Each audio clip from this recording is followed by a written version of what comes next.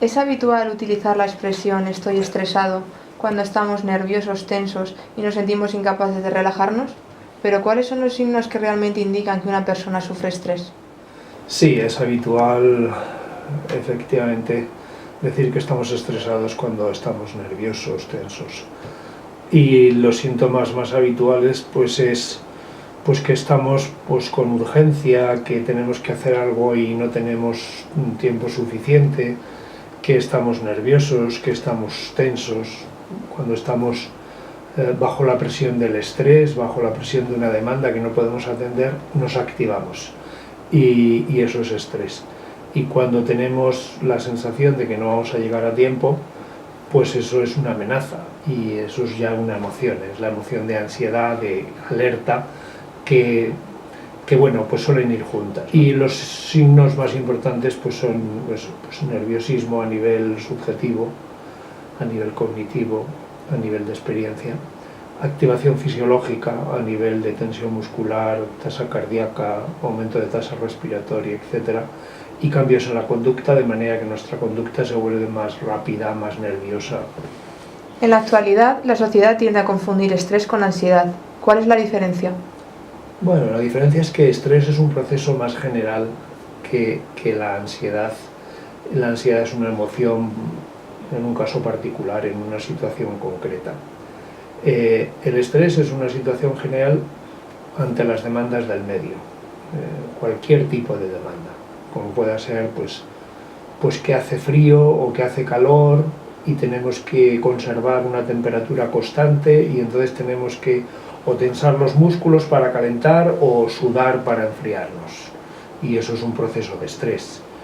Ante las demandas de exceso de calor pues tenemos que sudar, y ante las demandas de exceso de frío tenemos que contraernos. Y en cambio la ansiedad es una reacción emocional que surge ante situaciones en las cuales podemos obtener un resultado negativo, en las cuales nos vamos a enfrentar con una amenaza. Entonces esa amenaza es un caso particular de demanda frente a todas las demandas posibles, que pueden ser de muchos tipos. ¿Cuáles consideras que son los principales agentes que provocan estrés en la sociedad? ¿Son diferentes ahora respecto a, por ejemplo, 20 años?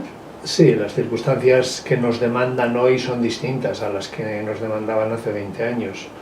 Por ejemplo, hoy en día, en los últimos 20 años, se han desarrollado las tecnologías de la información y la comunicación. Hace 20 años éramos pocos los que usábamos el correo electrónico y se usaba mucho menos que ahora. No había los móviles que hay ahora, tan extendidos, tan inteligentes, con tantas funciones, y claro, eso cambia mucho nuestras demandas. Hoy en día continuamente hacemos cosas con un aparato que llevamos en el bolsillo que hace 20 años no existía, y entonces hoy en día tenemos la demanda en nuestro bolsillo, y en cualquier momento vibra, suena y ya tenemos una demanda. Eso hace 20 años no existía, eran otras demandas. Por lo tanto, las demandas cambian. Y con respecto a hombre y mujer, cada uno tiene sus roles, y los roles de la mujer a veces tienen más estrés porque incluye la doble jornada de que se incorpora al mundo laboral pero sigue haciendo muchas tareas familiares y domésticas. Pero aparte de que tiene más estrés, la mujer tiene más trastornos de ansiedad y estrés. En el mundo laboral no se hace un tratamiento adecuado del estrés.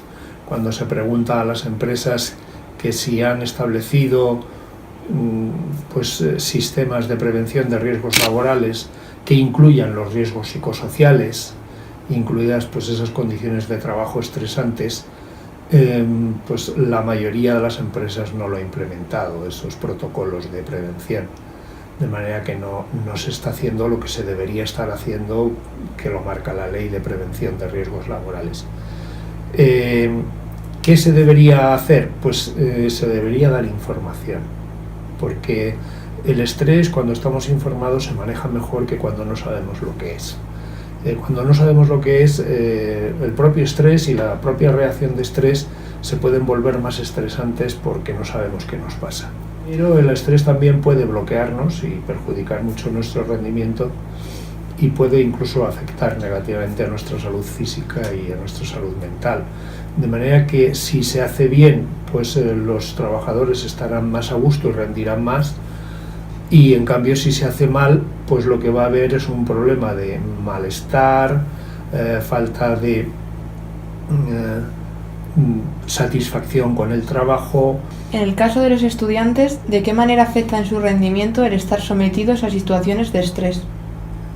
Bueno, pues en el caso de los estudiantes tienen sus demandas, y sus demandas consisten en que hay épocas en las cuales se les juntan todos los exámenes y además a veces se les juntan trabajos, y entonces es una época en la cual pues ya no es tan plácida la vida del estudiante, y tienen que activarse y duermen menos y estudian y trabajan más y están con la amenaza de no llegar a tiempo, de no aprobar, etcétera, y eso pues se vive pues con más angustia y cambia pues sus hábitos de vida, cambia la alimentación, a veces aparecen hábitos tóxicos, etcétera, y eso pues afecta negativamente a la salud, pero también puede afectar al rendimiento, de manera que por un lado el estrés puede favorecer el rendimiento, pero si llegaran a bloquearse, si llegara a ser un estrés excesivo, pues puede suceder que un buen estudiante suspenda todo.